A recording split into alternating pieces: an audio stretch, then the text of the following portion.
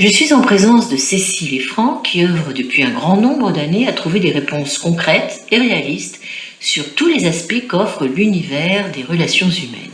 Autour du livre de Franck, Les larmes du Bouddha, projet d'éveil et de souveraineté intérieure, et un autre ouvrage en co-construction actuellement, Cécile et Franck tentent d'apporter une vision éclairante sur la relation et son pouvoir de transformer notre réalité actuelle. Nous allons aborder aujourd'hui le thème. Alors c'est vrai que parfois on peut tomber amoureux d'une personne qui a plein de talents et de compétences qui nous font défaut. Alors au début c'est merveilleux, et puis petit à petit il y a un jeu de miroir qui peut devenir assez désagréable. Alors un rapport de force peut s'installer, une rivalité. Comment est-ce que vous pouvez nous en parler de ce thème de la rivalité, de la complicité? Comment sortir justement d'un rapport de force et d'une complicité qui n'existe plus? En tant qu'être humain, on n'a pas la prétention d'avoir toutes les compétences, toutes les omnisciences et omnipotences possibles et imaginables. Donc on part déjà d'un constat personnel qui est celui de j'ai un panel de dons, compétences, aptitudes qui sont, je dirais, qui ne couvrent pas tout le spectre des compétences humaines. Et à partir de ce constat-là, effectivement, je pourrais ou je devrais m'établir dans une forme de réalisme par rapport à moi-même qui ne soit pas invalidant. C'est-à-dire que je pars de ce constat-là et c'est avec ça que je vais faire quelque part.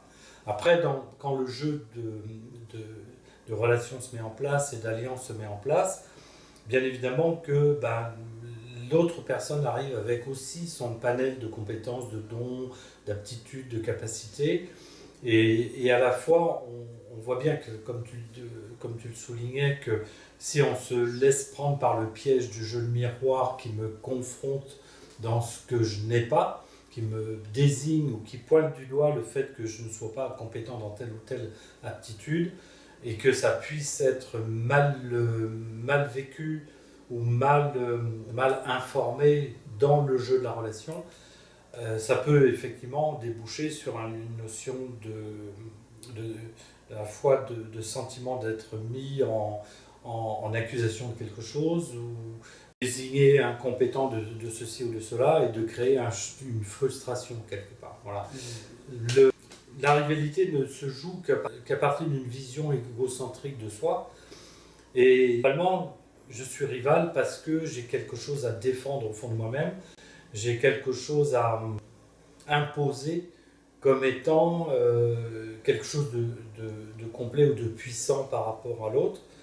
Et à ce moment-là, effectivement, le jeu de rivalité se met en place. Donc, comment imaginer effectivement ne pas tomber dans ce piège relationnel?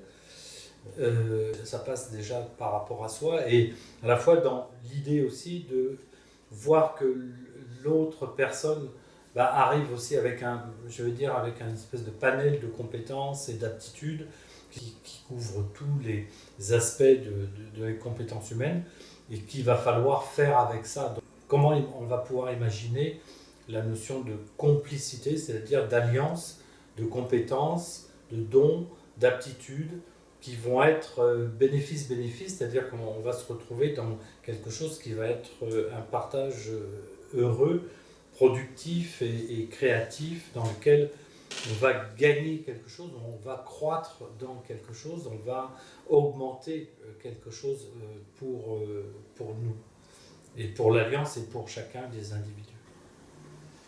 Alors par rapport à la notion de rivalité, de complicité, au-delà du couple, dans la vision, on va dire, humaine des relations, dans ma dynamique de recherche, je suis passionnée par l'accès de l'autre. C'est-à-dire, l'autre a un accès spécifique, et je suis curieuse de l'accès de l'autre. Et ça m'affecte, je vais le dire comme ça, humainement ça m'affecte, quand on se met dans une posture de rivalité, parce que du coup c'est comme si on coupait ce lien porteur de la complicité avec nos accès différents. Et ça m'est arrivé dans mon expérience de vie où eh ben, y a des gens qui ont coupé la relation avec moi par rivalité. Alors que moi, dans le lien, j'étais enthousiaste des accès des uns et des autres, en fait.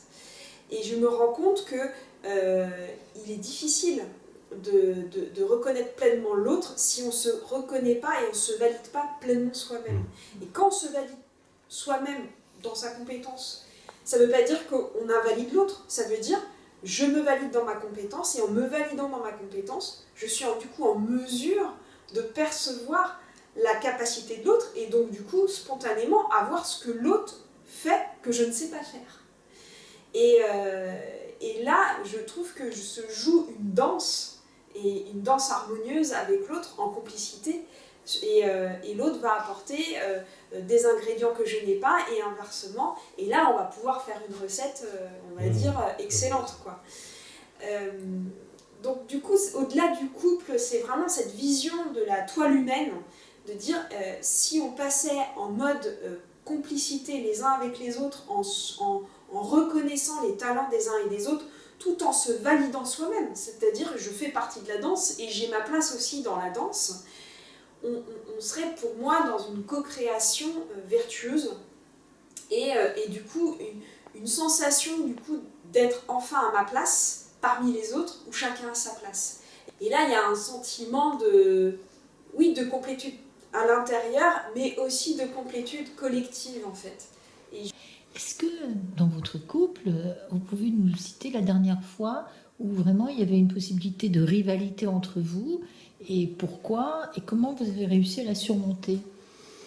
Sans rentrer dans les faits, moi, ce que j'ai vécu à un moment donné, c'est que la rivalité était un peu incontournable dans une certaine mesure, mais sur des choses très factuelles, on a pu en fait se donner la possibilité d'évaluer le niveau de rivalité qui se jouait dans l'instant de l'événement. Et par le test musculaire ou par le pendule, je dis, tiens, c'est marrant, je sens quelque chose, une accroche à l'intérieur de moi, là, il y a quelque chose qui joue pas pleinement la carte de la complicité, donc de l'ouverture, de la bienveillance, de l'écoute, de totale ouverture à l'autre. Pourquoi? Ça m'interrogeait parce que, au fond, j'aspirais à cette expérience complice avec une espèce d'angle mort qui me taraudait et qui me posait la question. Et en fait, en testant et tout ça, j'ai vu que dans cet événement-là, il y avait 20% de rivalité. Tu vois, et le fait de pouvoir le quantifier était intéressant. Et au fond, tout de suite, ce qui m'est venu, c'était que en fait, dans le partage, il y avait des choses auxquelles je tenais et qui faisaient que là-dessus, je n'avais pas envie de lâcher quelque part. C'est-à-dire une perception, une vision de quelque chose, parce que c'était établi dans mes repères à moi, et que ça, je n'avais pas du tout envie de le négocier d'une façon ou d'une autre. Et ça créait en fait une espèce un peu de frottement, et ça activait en fait une énergie rivale, mais pas dans une proportion à 100%. C'est-à-dire qu'en fait, j'ai un point d'angle mort qui entretenait en fait cette notion où là-dessus, je ne lâcherai pas quelque part. Mais là, c'est encore l'ego. C'est encore l'ego qui dit ok, je veux bien jouer la complicité, mettre ça sur la table, partager, amender, machin. Et puis, il y a une part qui dit pas tout. Voilà, pas tout quand même. Et ça joue effectivement des points de rivalité. Je dirais le creuset de la rivalité, part aussi sur le fait qu'on ait, je dirais peut-être un manque d'estime de soi ou des jugements négatifs à soi-même. C'est-à-dire qu'en fait, on part d'une image un peu dégradée de soi-même. Et en fait, avec ces éléments-là, on va vers le lien avec quelque chose qui est en fragilité. Et si la personne, effectivement, par le fait du lien, nous renvoie cet état de fait, à ce moment-là, effectivement, tous les ingrédients de rivalité sont prêts à fonctionner. Et comment on dit l'idéal d'un couple, l'équilibre, les opposés complémentaires? le yin-yang, opposé complémentaire. Quand on parle de ça, vous croyez que c'est vraiment, ça va faire la complicité ou la rivalité? Parce que c'est l'opposé complémentaire. Est-ce que vous croyez que c'est vrai ça, qu'il faut chercher un opposé complémentaire ou ça va faire la rivalité? Eh ben, dans mon expérience, j'étais plutôt attirée par des hommes avec une énergie forte, d'action, assez charismatique, etc. Et en fait, quand Franck est arrivé dans ma vie, c'était pas du tout le même modèle d'homme, en fait. Et de ce fait-là, je dirais qu'il est plutôt à l'opposé de moi. Moi, je suis plutôt une énergie d'action, ça ne veut pas dire qu'il n'est pas dans l'action, mais d'action dirigée, avec des besoins déterminés, etc. Alors que Franck, lui, c'est plutôt un modèle plus nuancé d'introspection.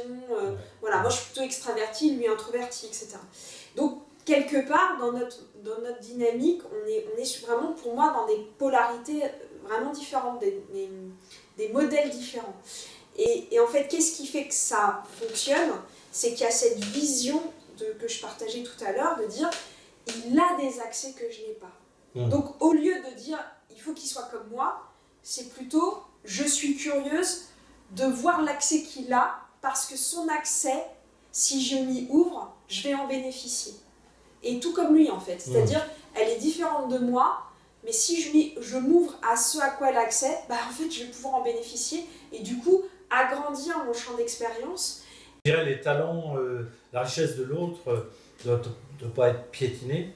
Elle doit être, accueillie en disant, même si sa richesse ne ressemble pas à la mienne, au fond, ça n'aurait que peu d'intérêt si elle ressemblait à la mienne, parce qu'au fond, globalement, on n'irait pas dans la découverte d'espaces, on serait dans du connu quelque part. Donc la richesse ou la différence de l'autre amène sur l'aventure vers quelque chose qui va être inédit, imprévisible, mais qui va être une co-création et qu'il faut pouvoir effectivement rendre dans cette perspective heureuse de l'échange, de l'alliance et de la richesse des différences. Des fois, dans les couples, il y en a un qui est très rationnel, on va dire c'est un vrai carré, et puis l'autre qui est un peu plus avec une approche spirituelle, comme un rond. Et alors, c'est vraiment deux approches différentes de la vie. Et parfois, ça crée des complexités dans les rapports, parce qu'il y a la façon d'aborder les choses qui est complètement différente. Comment vous pourriez donner des conseils à ces personnes-là? Alors, dans mon expérience, parce qu'on est un peu sur ce mode-là, Franck et moi. Franck est beaucoup dans l'analyse, la logique, etc. J'aime l'analyse et la logique, mais c'est vrai que j'ai un côté très instinctif et intuitif, que tu as aussi. Mais dans l'expérience, quand il y a des points de rencontre, en général, Franck, il a besoin beaucoup de logique. Et en fait, ça m'incite, moi, à partir de ce que je ressens, de l'étayer. C'est-à-dire que ça m'incite à être dans la raison, de dire voilà, je sens ça, mais c'est ça le contexte, et c'est ça l'implication. En fait, il me pousse par son côté cartésien à développer mon côté cartésien avec mon ressenti. Et quand je contextualise comme ça, que ça répond à son besoin cartésien, à ce moment-là, je sens que ça détend quelque chose chez toi et tu aurais tendance, du coup, à aller plus facilement, du coup, dans la formation intuitive. Et de ce fait-là, il y a quelque chose qui peut se répondre. Donc l'idée, c'est plutôt pas s'agripper à son côté rond et dire c'est le rond qui gagne, ni s'agripper au côté carré, mais c'est d'ouvrir l'expérience à dire bon, là, visiblement, il a besoin de carré. Donc il va falloir que, à partir du rond que je ressens, que j'aille dans l'explicitation carrée, quoi. Et inversement, de l'explicitation carrée, aller dans le rond. Du coup, dans ma façon de voir la complicité et la rivalité, je pars du principe que si elles sont là, elles sont nécessaires, elles ont leur place. Et j'essaie de me dire donc comment elles viennent, qu'est-ce qu'elles ont à apporter. Et c'est vrai que la rivalité peut permettre de se dépasser.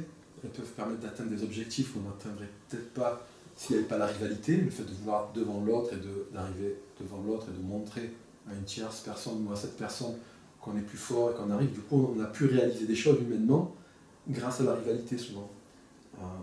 Beaucoup de choses ont été faites, des monuments et historiquement, parce que des questions de rivalité. Et dans cette question de rivalité, j'y vois le ou. C'est ou l'autre ou moi. J'y vois aussi la question de l'altérité, c'est-à-dire du coup, il y a une possibilité de revenir à moi. Là où la complicité, elle ramène ensemble, plus avec du et qu'elle met du lien et qu'elle unit. Et les deux peuvent, j'ai l'impression, peuvent amener des choses agréables ou nécessaires, permettre d'évoluer, mais les deux peuvent, j'ai l'impression, noyer. J'entends par là la rivalité exacerbée ou malsaine, elle peut chercher à écraser l'autre, à le dominer, du coup à tellement pousser l'altérité à se couper du lien le plus possible de l'autre, jusqu'à l'écraser, jusqu'à le faire disparaître parfois. Et la complicité, dans ce « et », il y a comme la relation, il y a l'autre, il y a moi, et il y a ce « nous ». Et on peut se noyer dans ce « nous », et du coup perdre sa subjectivité, dans ma façon de voir cette complicité. Et on peut se noyer, et on peut avoir le besoin du coup de retrouver une altérité. Et du coup, la rivalité peut permettre de mettre, quand on est noyé, peut mettre une distance.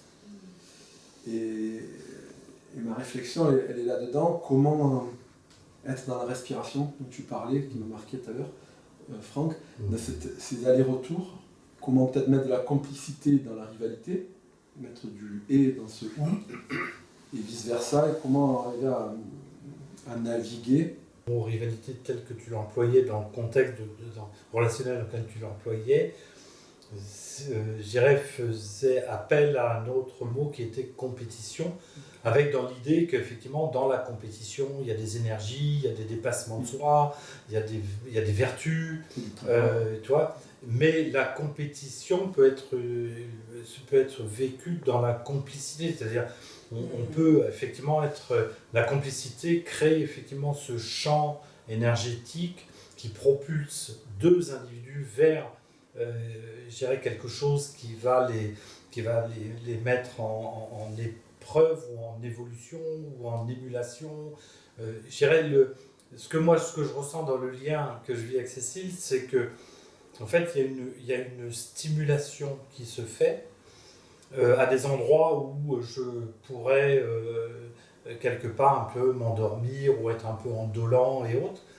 Et ça me pousse à être en réveil, et pas dans une forme de compétition, mais dans une forme de dynamisation. C'est-à-dire que moi, notre lien me dynamise beaucoup et empêche tous les espaces où pourquoi pas, où j'abandonne ceci, donc il y a vraiment une histoire de stimulation, quoi. Et à la fois, tu vois, dans ce que tu dis, c'est vrai qu'il y a cette notion de compétition, elle est intéressante, parce qu'il faut pouvoir redéfinir ce que l'on pourrait penser de la compétition, non pas dans le jeu de rivalité, mais dans le jeu d'alliance, c'est-à-dire qu'en fait on est en compétition vers quelque chose, c'est-à-dire en dépassement vers quelque chose, en croissance vers quelque chose, et il y a une énergie, je veux dire, de stimulation qui se fait. L'énergie dont tu parles, de compétition même ou de rivalité, en fait, dans l'exercice que j'ai avec Franck, c'est qu'on est tellement différents dans la vibration que y a une exigence à être présent à soi-même, parce que si on n'est pas présent à soi-même, ça peut vite tomber dans des rapports de force, de pouvoir, de rivalité. Mais si on est présent à soi-même dans sa qualité de présence, c'est là où on va faire émerger, comme il dit, par la stimulation et la dynamique, une co-création vertueuse.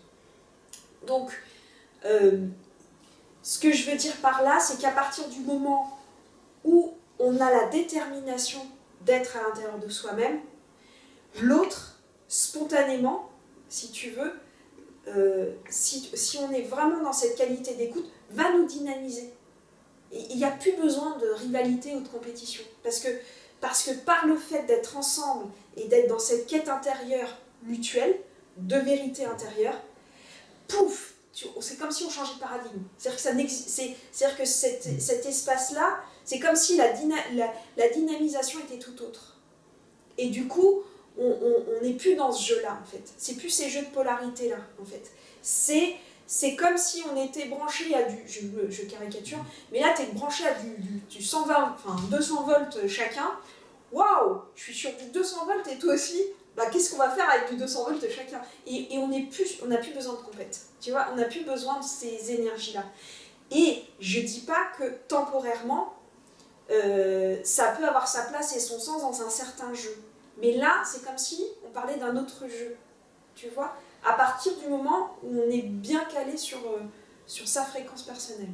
Il était effectivement peut-être une stimulation, mais elle a un côté pervers, elle a un côté, je veux dire, dangereux quelque part. Donc il faut profiter effectivement de l'énergie de stimulation que peut offrir un certain aspect de rivalité, sans se laisser prendre dans le jeu qui va mettre l'autre en défaut de quelque chose.